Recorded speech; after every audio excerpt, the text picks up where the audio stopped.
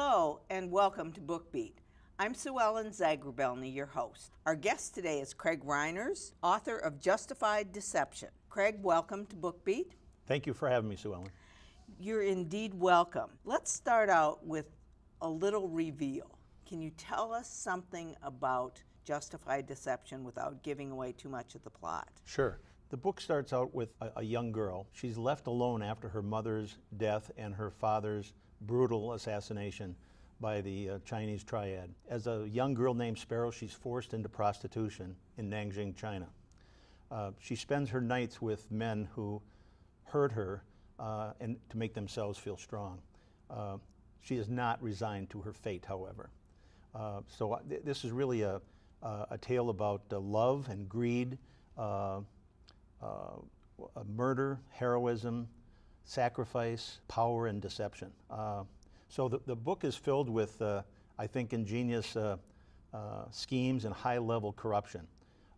In short, Justified Deception is really an international crime thriller about a woman that's put in incredibly difficult circumstances with these abusers, and somehow she flips that on them.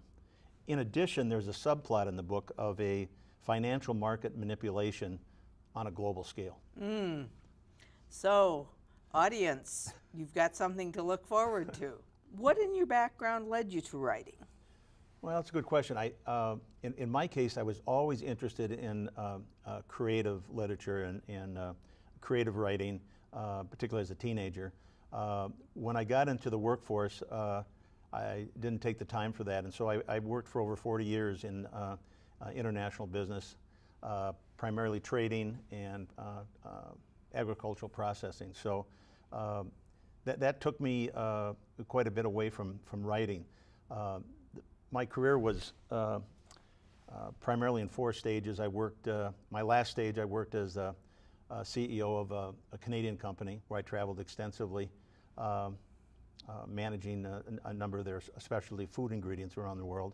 And then with Cargill here in Minneapolis and elsewhere, I worked over 25 years with them, ending up as president of one of their global divisions. And from that and many, many trips I took to China, kind of the impetus of the story began to take place.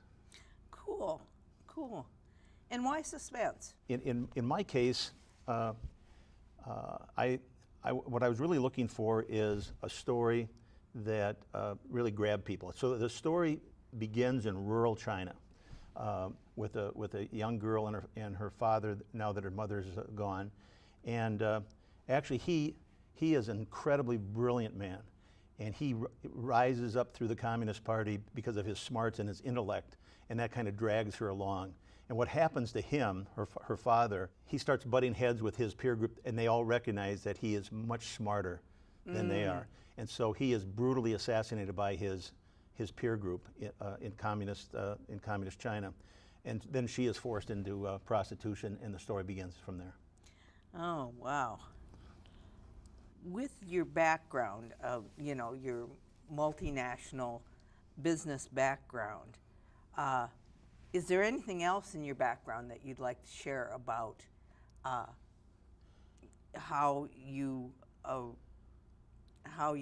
came to writing, what your background is? Yeah, I think, Sue Ellen, I think I've always had a feeling for a sense of place, and so what I tried to do in this piece of work is bring the reader to some pretty exotic locales, whether it's the Sowetos of South Africa and the terrible conditions people live there, or whether it's a lively Irish pub, or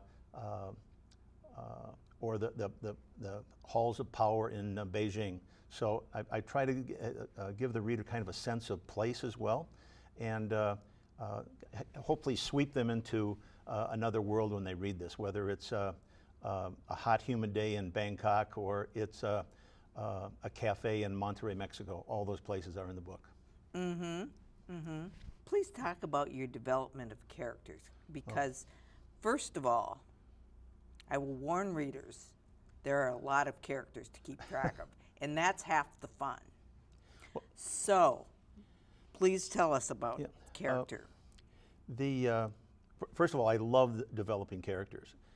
If you had to ask me what's the difference between did you spend the first part of on the plot or the characters, I really began with the characters. Again, going back to this fascinating woman, Sparrow, or who I named Sparrow in the book, and the interesting and very fashionable white satin gloves that she would wear. It got me thinking more creatively in terms of what's behind a woman that's really in a man's role. I mean, driving a company limousine in China for a joint venture company is a senior role for a company. And this company that we had, there were over 450 employees. So here's a woman that was young, attractive, very stoic, very put together, that had arguably one of the best jobs in the entire workforce. And I inherited her when I was there, and I thought there had to be something about why does she have this job and what's so special about these white satin gloves. So from there developed different characters going forward. I think what I also tried to do, Sue Ellen, was look at each character and give the reader a little more background to who he or she was, to better understand why they made the choices they made. Even though they might be the wrong choices, they had a reason for that given their background. Also, we didn't mention this yet, but there's some really bad actors relative to the fictional characters. And some of these characters are exceptionally nasty. Mm-hmm. And the lead characters, the other thing I worked with on the lead characters, the two lead characters are arguably Sparrow and who's a beautiful Asian woman. There's also a young woman that enters later in the story, Alexia, who's a Caucasian gal that also becomes very much a heroine. Then there's a Caucasian man, Alex Cutter, who arguably is a hero in every sense of the word, but has serious flaws himself. So I wanted the reader to kind of understand these characters, but also cringe a little bit when they made some of these personal decisions. Why so many characters? Well, that's a good question, and I wrestled a little bit with that. I wanted to tell the story from a lot of different perspectives. So when a character would come in with one that comes to mind is a character that is an unemployed biologist that comes together to actually concoct a bird serum that's like a flu-like that will instantly cause death. And so he works on it, and he finally perfects it, and he gets involved with the Chinese mob, which is called the Triad in the book. And you wonder why add a sub-character like that? Well, that bird serum has other implications later in the book, so I'm just giving the reader some feedback on where it originated. Okay, so you're talking about backstory. Backstories, yeah, right. Okay. Also, I had the intention of some of these characters, certainly not all of them, but some of these characters carrying forward into a second book. Okay, that was one question coming down the pike. Right. Could you talk about your development of dialogue? We've talked a little bit about place. Yep. We've talked a little bit about development of character. Talk about dialogue, because your dialogue is fascinating. Well, thank you for that. I would say arguably that, for me, the most difficult. I think because of my travels and whatnot, getting the scenes and the time, place was always pretty interesting. But to have characters having authentic, meaningful conversation was always a challenge. So what I would do is I wrote and rewrote those so many times having to actually pause for hours in between a question from one, say, male character to a female character. And also challenging was the age gaps between these various characters. Young girls with older men with other people. It was always a challenge to do that. But I have to say, when you got it right, it's incredibly gratifying when you get it right. Well, it's obvious that you did get it right. I was taken by the fact that, one, there could be so much activity and it didn't feel contrived. The story seemed, it pulled you into the story, and that's the sign of a good book, is when the dialogue pulls you into the story and you kind of forget that you're reading a book, you're in a story. You know, thank you for that compliment. We have not talked before about that, and I very much appreciate that. That the dialogue and the conversations, to be authentic, took the longest. I mean, a short conversation that might be a page and a half could take hours and hours. While, you know, describing a city that I've traveled to many times and how exotic it was, what it smelled like, or what it was, that flowed easily for me very quickly. The conversations between these characters had to be authentic and real. And actually, because this actually took me over the course of years, not months, to write, many of these characters actually, in my heart of hearts, became real. Mm-hmm. You Real lived people. with them for I so lived long. with them so long, right. Mm-hmm. Also, another difficult part is when you have a real bad actor, someone you personally find deplorable in every sense, and you have them talk. You can't have them sound too stupid or too smart, but you have to have them sound authentic, what that character would react to. So that was challenging. I think the conversational piece was the most challenging, but also the most rewarding, because when you get it right, like you said, I mean, it really sticks. It was a lot of fun. Sparrow. Let's talk about Sparrow for a little Sure. bit. Because the thing that impressed me the most is that she was so methodical. There was always a reason for what she did. Yeah. Can you talk a little bit about how you developed that facet of her character? Sure. Well, before I answer that, I want to repeat to everyone, this is all fictional. It's Yes. not based on any person per se. But Sparrow is, again, I place her in incredibly poor situation. She has no family, she has no money, she has nothing. She comes from rural China into the big city. Nanjing is a population of over 9 million people. So she's a nobody in the city. She's young at the start of the book. She has to make her own way. And what I've done is she does it through her intellect. She's incredibly intellectually curious, and she taps into every possible resource to serve that curiosity. She gets, I'm not going to give the story away, but she does things like gets her way into the Nanjing University and to study finance. There's specifically finance, which is a big part of what happens later in the book. She studies martial arts. She studies human behavior. She studies mathematics. She studies speech. She learns different languages. She's just a sponge, a very intelligent young woman, again, in terrible circumstances. And then the story develops, how does she rise up from this? And not only rise up from it, but how does she get revenge on some of these bad actors? Mm-hmm. Would you care to say something about what I consider the main male character. Male character. Could you talk about Alex? Yeah, Alex Cutter is in most books you just label him as the hero. In this book, he is certainly one of the lead characters. He has a very, very brief personal affair with Sparrow at the very beginning of the book. Not as a prostitute, but a very brief affair with her. It becomes more of an intellectual context as well as a physical context. And then they split up for years. And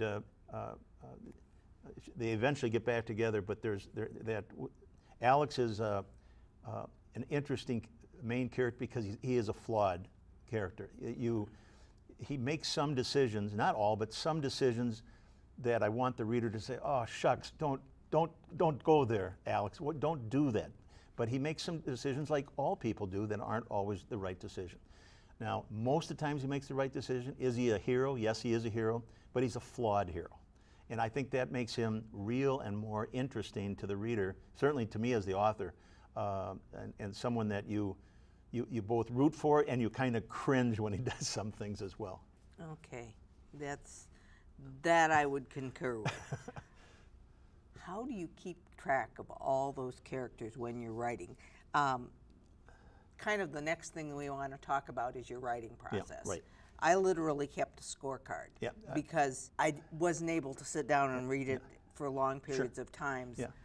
Well, I'm embarrassed to say, as a writer, I had to keep a scorecard too. I had almost like a little flow diagram, if you will, the old-fashioned flow diagrams of, you know, who did what to whom, who killed whom, who challenged whom, and what all that stuff. And again, what I didn't want to confuse the reader. What I wanted to do was just add another level of complexity and interest, where there's a reason and interest, where there's a reason for those characters, albeit maybe a relatively small one. And again, some of these characters that are relatively minor in Justified Deception, I make as more major characters in my second book. That's fun. That will be fun to look forward to. Yeah, thanks. And actually that book's quite a bit along, because it's I've got over 55,000 words now. Actually it's basically done. I've got in my mind 2 different endings that are very, very different, and I'm trying to wrestle with what makes the most sense and what the most interest going forward. So, but that's only months away, I think. Okay. You know, when you asked about my process, and I'm sure everyone's is quite different, but what's convenient for me is I'm just recently retired for the last year, and so I have a routine of working on this at least 4 to 6 hours every day, and normally I go off-site, away from my home, and work on it. And I'll tell you, there are times that I sit there and almost have nothing new, and so then I just, you know, rework it and try to get the conversations tighter, that sort of thing. But with the fun, that's just the pick and shovel work. But the fun thing is when you get something and you get it just right, and you know it's flowing, and it's just, you get kind of an inspiration, and you can write for 7-8 hours and it feels like you've been there an hour. So that is the fun. But to say that happens all the time would be that's not the case. And you mentioned having a flow diagram for Justified Deception.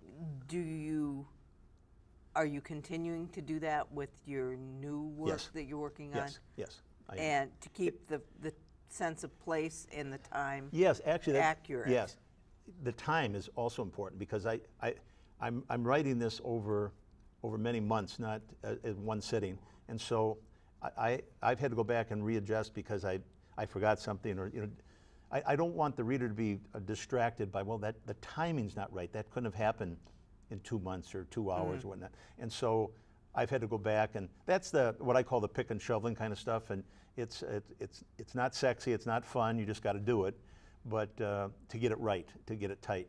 And that's not the creative process. That's just getting it right. And so writing 4 to 6 hours a day, you write off-site. Is there anything else? Do you write on the PC? Do you write longhand? How do you do that?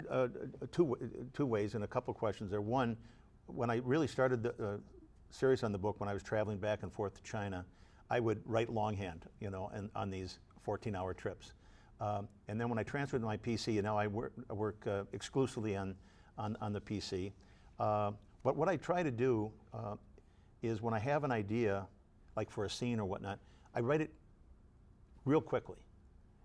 And it's never right the first time, but real quickly get the structure in there. And then what I like to do, go back and layer different things on better descriptions, smells, aromas, feelings, background, and so on. But I found, for me, it makes more sense. Get it on paper, get it written down, and then clean it up and make it a little richer, a little more interesting. Because to make every single sentence your best, I just can't do it. I just can't do that. So yeah, it doesn't. Doing that kind of work does not work that way. Yeah, I've never found that to be the case. No, we've talked a little bit about how your process has changed since you've retired. Right. But is there anything that you wish you could do now that you haven't been able to do? That's a good question. here's what I found that's been helpful. Uh, and I want to thank these people too. There's a gentleman that I became acquainted with about a year ago, who coincidentally was an English professor at the University of Wisconsin-Madison, just retired. And so this English professor and I played some golf together, and when I learned what he used to do as his career, I got him interested in the book, and he took great interest in the book, which was fabulous. And he gave me a lot of almost high level, well, not high level, very detailed critique, and which was hugely helpful while I was in the process. It wasn't done, and so I give him a lot of credit to Bruce Connolly, that really helped in giving it another set of eyes, because sometimes you get blinded by being so close to the work. Then another a woman who runs a book club in Chanhassen, Carrie Hammett, was very helpful in the same way. She wasn't particularly fond of my book because it's not her type of book. There's some violence, there's some politics. It's a different type of book, and but she took great interest in it because it was kind of exotic, she thought, and she also gave me great feedback, and which I took as well. And both those people, Carrie Hammond and Bruce Connolly, I couldn't thank more. And then also, so I don't forget the cover that you kind of liked. That was not my idea. That was a friend of mine that was in my wedding party 42 years ago, and that is Rick Bozak. And he was a graphic artist, and he loved the book, and so he said, "Can I do the cover for you?" I said, "Well, Rick, thank you, please do." He's already designing a cover for the second book. And what is the name of the second book? Second book is called Lingering Deception. Lingering Deception. So the key word is deception. Yeah, right. The key word is deception. Yeah. Okay. What keeps you writing? Well, the creative process, and like I said earlier, it doesn't happen all the time. I mean, I bet there might be 3 out of 5 days I really have nothing. I mean, it's just pick and shelving, cleaning things up. But the 1 or 2 days a week where you got some inspiration and it hits you, and like time just flies, there's almost nothing more. It gives you a high. I mean, it's just really fun, and it seems like time just flies. So that for me, that's inspiring. When I give a segment to my wife Mary or one of these people I mentioned, and they come back and say, "Wow, I really liked it." That's kind of a kick too, that I really enjoy. So I think the few times it happens, when you're able to really create something out of nothing, and it's fascinating for other people, that's really enjoyable. Mm-hmm. Creating something out of nothing is a real high, period. Yeah. Regardless of your medium, to be able to put words on paper makes it really special. And like I said earlier, for me, because this took years, not months, many of these characters, if not most, are almost real people to me. I mean, because I feel what they're feeling or thinking. And that also took a long time for me as well, particularly because on the lead female characters and so on, because I couldn't put my observations in their mouths or in their heads. It had to be their observations, and that's where you got to literally park your ego and who you are off to the side and become that character for a while. And I worked on it for so long that really, to me, Sparrow lives. I mean, she's a real person. Does she appear at various times when you're writing, or? Yeah, well, I will also I'll many times think of, what would Sparrow do in this circumstance, or if I put her in this a situation, how would she react? What would she say? Is she capable? Because going forward. And in the book, Sparrow ages. When you first meet her, before she's forced into prostitution, she's a young girl with her father. I think 12. I think she's when we first meet her, and then she goes through adulthood in the book. So there's also different stages of her life that she looks at circumstances in the world differently. So that was really also an enjoyable thing to write. That's interesting. How do you publish your books? Well, right now, Sue Ellen, it's on Kindle now, and next week I'm really pleased to have learned it'll be on Amazon. So Amazon and Amazon Prime, it'll be on all those platforms beginning next Monday. Okay. And so are there hardcover books? Not yet. Not yet. Not yet.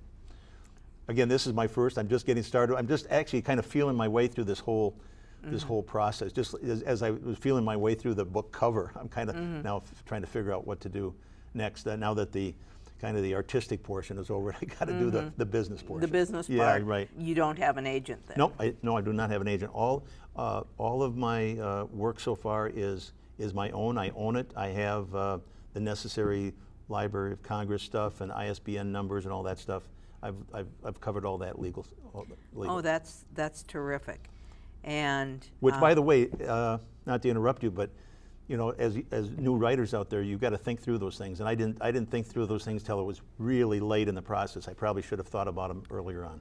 That's important, and I guess I can't emphasize to new writers enough to think about all of those business things. Yeah. Because you can end up giving away a lot of intellectual property and your rights to things by being careless in such a hurry to get a contract or to get an agent. And in this day and age, you don't necessarily have to. Right, and I was very circumspect in that whole. I really thought through that. Only thing, looking back, I probably should have done a little earlier in the process than when I did. But no, I'm covered now, and we'll be doing the same thing. I'm also going to be working with Amazon on the second book already.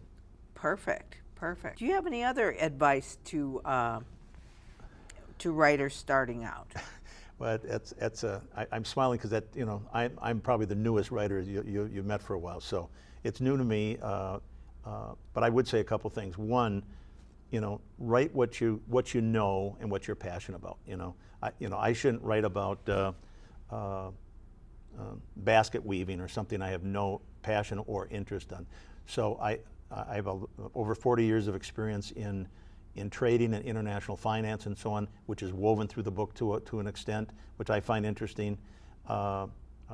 Obviously, travel and exotic locations are interesting to most people. So write what you know and what you're passionate about. The other thing I would say is don't get discouraged, and particularly on the, I guess they call it writer's block, because I can't tell you how many times I've set up my PC, I've got my notes, I'm ready to go, and I have nothing. I mean, nothing new comes. And so you have to, just work through that, reread, rewrite, and the other thing I would say is really expect to rewrite. I mean, don't expect, very seldom do you get it right the first time. Very, very seldom. It's almost by accident if you get it right. So you've got to rewrite, and then you got to do that a lot. And if that's your passion and you're fine with it, you're good. If you think you're going to sit down and write a book in a month or two, that's not going to happen. Right. Do you have any advice for people that are still doing day jobs? Yeah. You've had experience with that. Yeah. So can you talk about what that was like? Yeah, that's a good question. Again, going back to how I did this, it was in fits and starts. When I'd have an idea for a scene or for a conversation or for a new character, I would write that up. I mean, I can't tell you how many times at the back of a restaurant I would turn a restaurant menu over and use that and have to buy the restaurant menu because I would think of something, and have piles and piles of hard copy notes. So I think it's hard to give that advice other than it's a long process. I think everyone will do it differently. When I was working full time and traveling literally around the world, it was almost impossible at any time during work to have any concept of this at all. But because of some of the incredibly long business trips I took to Malaysia, to Hong Kong, to the Philippines, Vietnam, whatever, normally I would work on going to these locations, but oftentimes when I was done, I had that free time going back. So you can elect to watch 4 or 5 movies, or you can elect to write, and I elected to write. So that's what, and once I would do that, like I told you earlier, time would just fly by. I mean, it was amazing. You could be on a 12-hour flight, and all of a sudden they're saying we're landing in Minneapolis, St. Paul, and you're going, what? I got that type of thing. So I think, back to your earlier question too, I think you have to write and do things you're passionate about, that you really care about, not something that you think, well, that readers will find that interesting, so I'll do my research on it. You also have to know your subject better than your reader, so that you know that you're not speaking down to them, but you're informing them in a way, you're bringing them along, and I think that's something I really enjoyed. Back to the subplot of this book, which is financial manipulation. We haven't talked much about that. Okay. I wrote and rewrote that so many times because I wanted it to be interesting to every reader. I didn't, because I know a lot of bankers. I dealt with a lot of investment bankers over my career. A lot of them love the book and are reading it now. But I didn't want to take it to that level of sophistication because like when my wife would read it and she said, well, why do you have this in there? Why do we need this? And I said, we need that, but I'd want to write it in such a way that was factual, but not over the top, not confusing, or so much to the side. People would say, well, I'm going to put the book down because I really don't care about foreign exchange of the renminbi in China, for example. Yeah. So most of those segments, quite frankly, are very short paragraphs actually that bring in the financial manipulation in the book. And I appreciated that brevity so that I didn't have paragraphs of stuff that I have no idea what's being talked about. I think we've all read books that we've even liked, and you get to a point and you see it's a long paragraph and it's maybe a subject that you're not really interested in, even though you like the book, and you almost skip over it. I did not want that. So these short segments on what I'll call market manipulation are not technical, and they're short, but they're interesting. A good part of the book, I'm actually one of the bad actors is telling another one how they manipulated the market and so on. And so rather than get technical, this person says, oh, no, just give me to the bottom line. What really happens here? And so I'm able to take all the complexity and whittle it down kind of to ground speak that everyone can understand. The other thing, if I could say this, I'm pretty proud of this. Everyone that reads this book, that on the subplot of the financial manipulation, they think they know how that's going to turn out. I would bet you 99 out of 100 people would not get it right. There's a real twist to that piece as well, a real twist. Oh, how fun. Yeah, there was a lot of fun. Oh, that's great. That's great.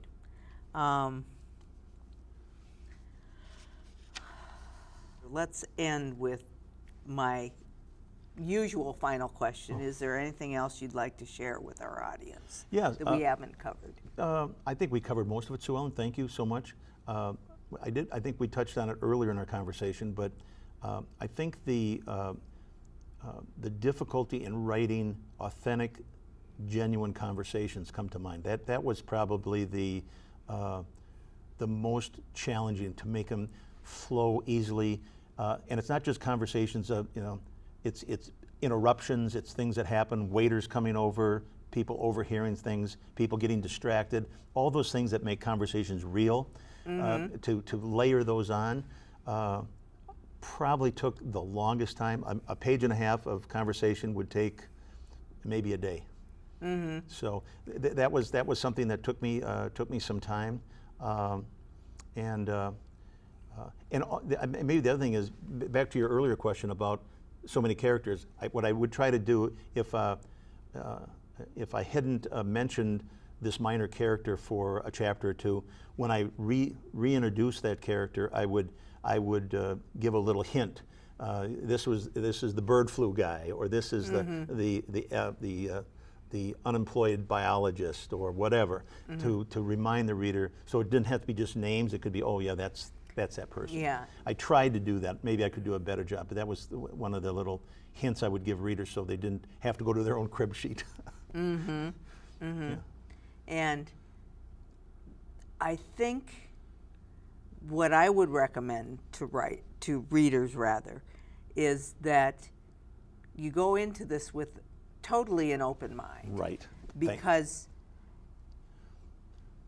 even if you think it's not, that suspense isn't for me or whatever, there's such beauty in the sense of place, and you get sucked into the rest of it. Yeah, that's wonderful. Thank you for saying that, and I think that's true. Thank you for coming today and for spending the time with me, Craig. I hope you will come back when Lingering Deceptions comes out. Join me then to reveal that book. I'd love to. And I thank you so much for spending the time with me today. And I thank you for joining me at BookBeat today, the show for all things literary. Please join us next time.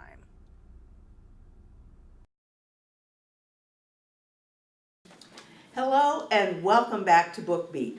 I'm your host, Sue Ellen Zagrabelny. We're here this afternoon at the Hennepin County Library, Maple Grove, with two of the library staff, Libby Whittier and Lori Steeg. Ladies, welcome. Thank you. Thank you.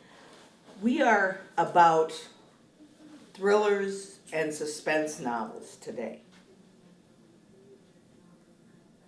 Could you describe the difference among thrillers, mysteries, suspense novels, any others that you can think fit in the general category? Who'd like to start? Well, I'll start.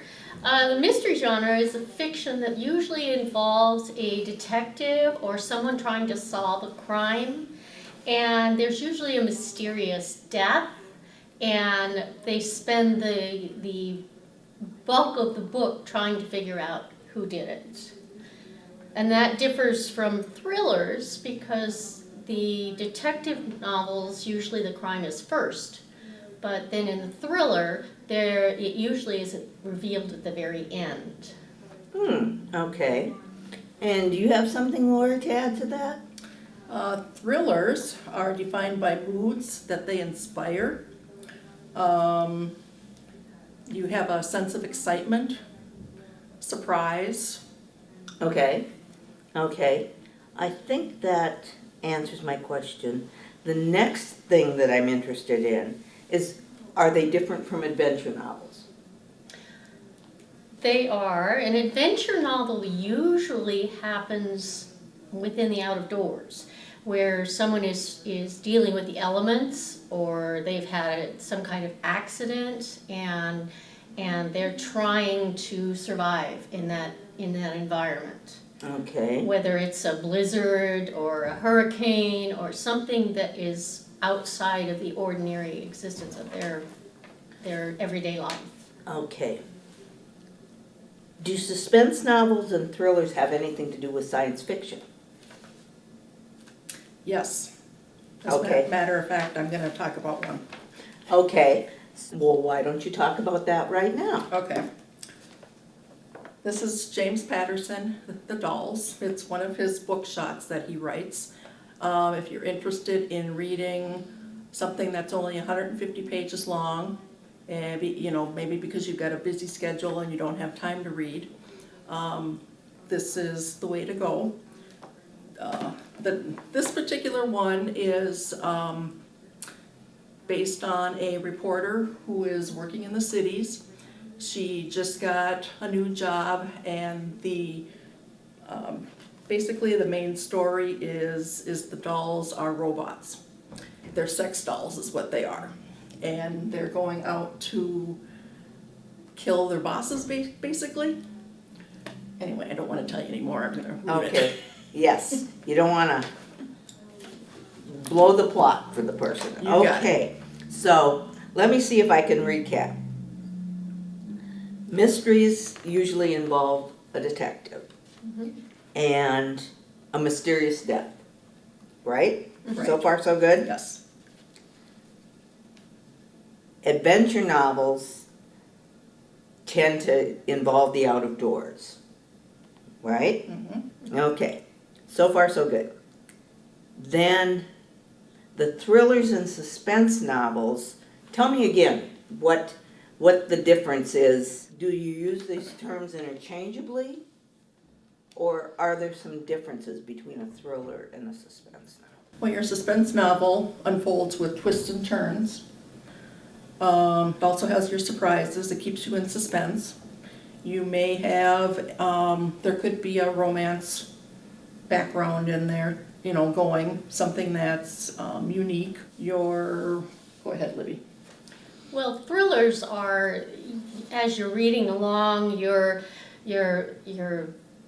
finding surprises and anticipation. As Lori said earlier, it's the moods that are inspired by the book. And at the end, you almost have a sense of sigh of relief that, oh, they made it. In whatever it is, sometimes it will be taking place in other countries where it's espionage involved. And suspense, there are some crossovers because there can be that sort of mood also inspired by suspense. But suspense oftentimes will involve murders as well along the way. So there's a fair amount of crossover, I'm There- hearing you say. Yes. There is. Okay. How large a collection of thriller suspense novels does the Maple Grove Library have? Well, they have about 3,500 thrillers, as classified as such, and 2,600 romantic suspense. Okay. So quite a large collection. Yes. So let's back up to the romance aspect a little bit. So off camera, my camera person was saying that some of these she recognized that she found as romance novels. So romantic suspense is kind of that can be a crossover in itself. Right. If it's a romantic suspense, there's a romance that takes place, and oftentimes that's with the main character that's trying to help a damsel in distress, per se, and solve things that are happening in her life, or the other way around. It could be that there is a romance that comes with, oftentimes the character's on the run from something that's one or the other of them is going to be potentially murdered. Okay. That makes sense. Do you have anything to add, Lori? No. Okay, that's fine. That's fine. That's why God made editors. I would rather have you say, no, I don't have anything, than, No, I don't like romance. that's what makes this a lot more natural, is because we laugh, we have a good time, and that's what this is all about. The only thing I would say is that half the stuff that I put up on display, a lot of it is just the way you said. It's the crossover from your mystery suspense. It's got the romance to it. You may have your, say your partner in a police station. You might have two people. Those two people are in a romantic relationship and so forth. So it's a suspense or it's a thriller, but there's also that aspect Yes. of romance. If there's kissing involved in the book, it becomes a romantic suspense. Okay, that's a good distinction. Okay, moving on. What formats can people find at the Maple Grove Library with thrillers, suspense novels, mysteries, and so forth? We have quite a large collection of regular book form, but then we also have audiobook and ebooks, and of course some of the books have been made into movies, but So there are movies available for checking out too. there are indeed. Okay, so hardcover, softcover, print books, e-books, audiobooks, and the movies. And also large print. I Li- forgot oh. to mention that there are large print. We have quite an extensive large print collection as well. That is very helpful. as people have more difficulty reading. Mm-hmm. It's Right. good that they don't have to stop reading because of that disability. What about the earliest novels, suspense novels and thrillers? Do either of you have any information about them? Well, I do. Go for it. Yeah, And you do too, so let's hear about both of those. Wilkie Collins, his novel Woman in White, it was published in 1860. And then Arthur Conan Doyle wrote the Sherlock Holmes books between 1887 and 1927. Of course, there was Edgar Allan Poe, and his books crossed over between horror, and a lot of times there is crossover between horror and suspense and thriller. And he wrote The Telltale Heart in 1843, and then often described as the queen of mysteries, we had Agatha Christie, and she published her first novel, The Mysterious Affair at Styles, in 1920. And then Dashiell Hammett was also quite a well-known mystery writer, strictly mystery. He wrote detective novel Maltese Falcon in 1929, and we mentioned a lot of the books became movies. Yes. And of course, the Maltese Falcon with Humphrey Bogart was quite well known. Classic. Classic. Yes. What about you, Lori? What do you have to add to that? the only one I've got is Daphne du Maurier wrote Rebecca in 1938. And it was made into a wonderful A movie. wonderful Yes. movie, and a remake that's just come out recently. No, that I have not seen. Well, that's wonderful. Not the same. Not the same. No. The remakes just don't do it for No. me, for the most part. I would rather see the classics. Can you give some examples of some suspense or thriller novels that are very current? Lori, why don't you start?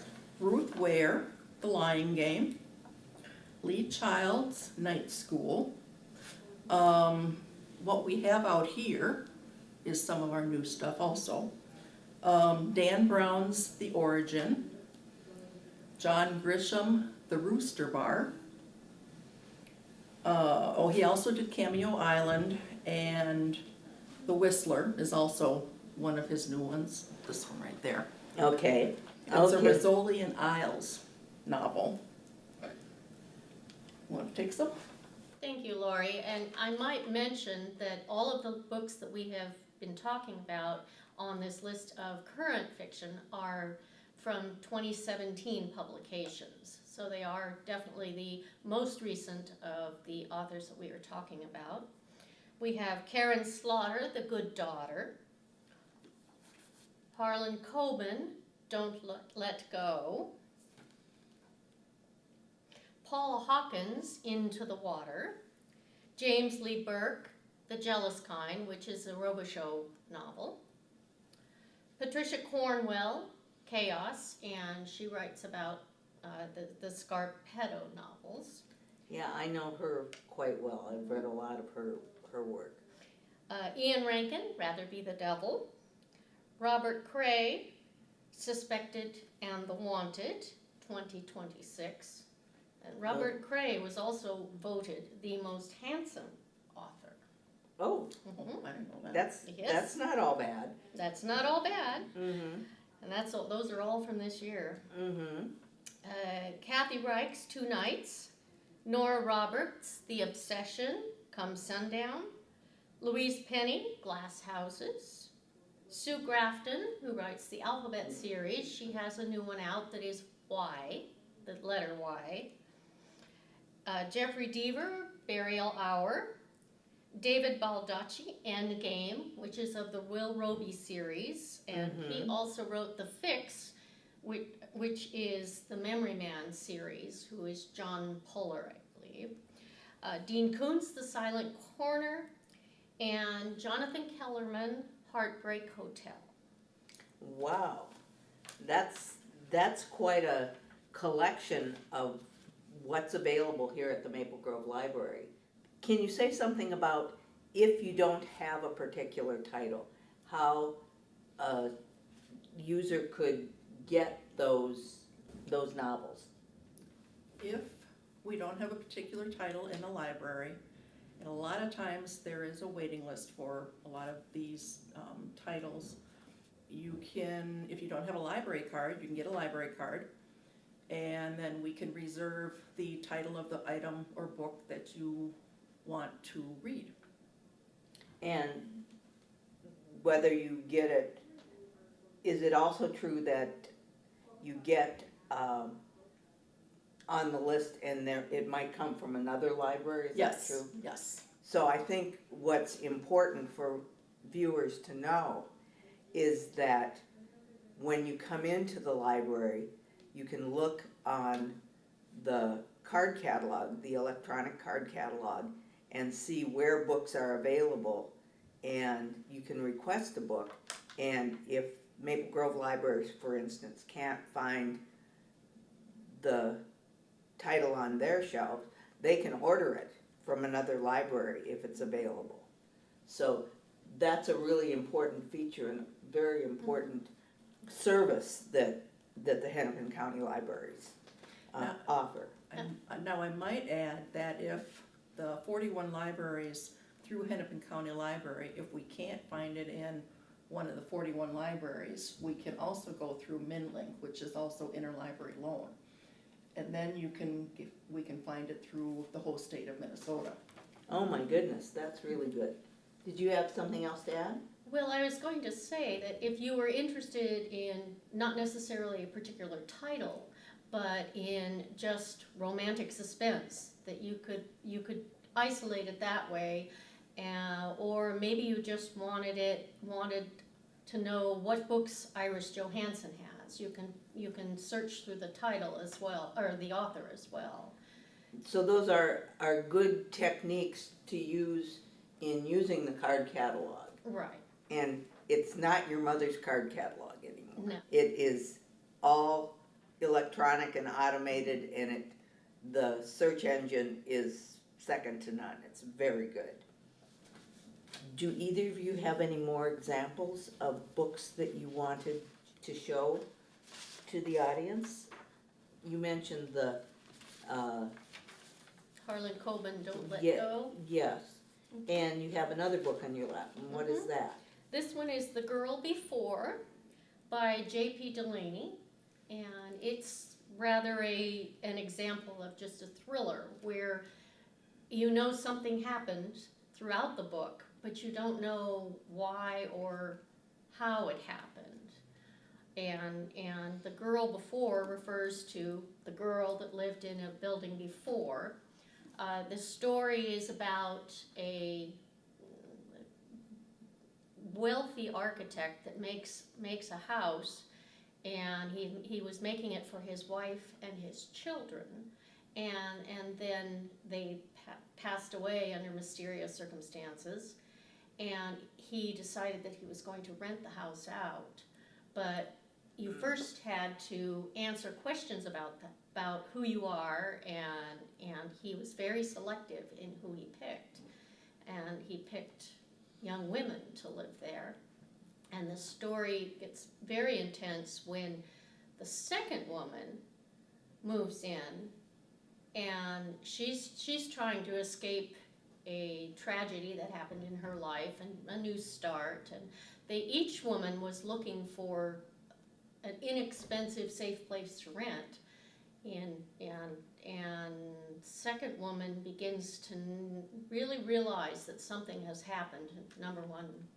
Woman number one, and she begins to suspect the architect, and all of the issues point that way because he's very controlling and very demanding and very exacting about only having what he wants in the house. And it made me wonder, as I was going through the book, why these women were so attracted to him, because he wasn't all that nice to them. But I won't give away any more details of the story. Okay. But it was very intriguing and highly suspenseful. Oh, good. Lori, you've got another book to talk about. Would you tell us what you have? I have Look Behind You by Iris Johansen. This is a FBI series that basically Kendra Michaels, she's blind, but now she can see. The FBI and the CIA asked her for help in solving this murder mystery that they have somebody is murdering a lot of these people from 26 different states. They're leaving objects on all of these people, but the objects aren't being left on the person that has died. It's an object from, say, another murder from another state. Oh, So then they have to connect the dots as to which object belongs to which person and so forth. oh my goodness. That sounds complicated. That sounds complicated. It was really good once you get into it. Okay. But it's, they make like I said, basically the objects are souvenirs, and they're from other unsolved serial murder cases from around the country. And they have a dream team that they put together to solve the mysteries. Oh, how cool. I'd like to end up by talking about Justified Deception. I'd like to end up by talking about Justified Deception, the book that was featured at the beginning of the show by C.R.Reiners. This book, like the one you described by Iris Johansson, had a cast of characters that just went on and on and on. The interesting thing was the names of some of them changed in the middle because they had aliases. And it took place in very exotic sites. And so I found with that book and the books that you're describing, that it made me think that you may be able to read them for escape, but there's something compelling about being asked to figure things out in your head. Mm-hmm. And so that's one of the reasons why I'd like to recommend to our readers and viewers that they look at these genre and find some things to read. Keep reading. That's my point of view. I usually ask at the end of each interview, is there anything else you'd like to add that I haven't discussed or haven't asked you? Let's start with Libby first. Well, I would like to encourage as well that people do read and come to the library and explore what we have in our collection, because it really has a little bit of something for everyone. We have children's books and of course adult books and all of them within that genre. There's equally as many suspense for children in our collection, and not as intense a level as the adult. But And I'm sure there are young adult and teen novels. Teen novels as well. Books do go back into the past and delve into the past, and then they're solving a mystery that's happening in the present that is affected perhaps something their parents did or something their grandparents did, where it's brought up to the current day, and they're figuring out the mystery of what is affecting them now. I see. How about you, Lori? Libby said it best. Be sure to watch BookBeat for all things literary. We look forward to seeing you soon.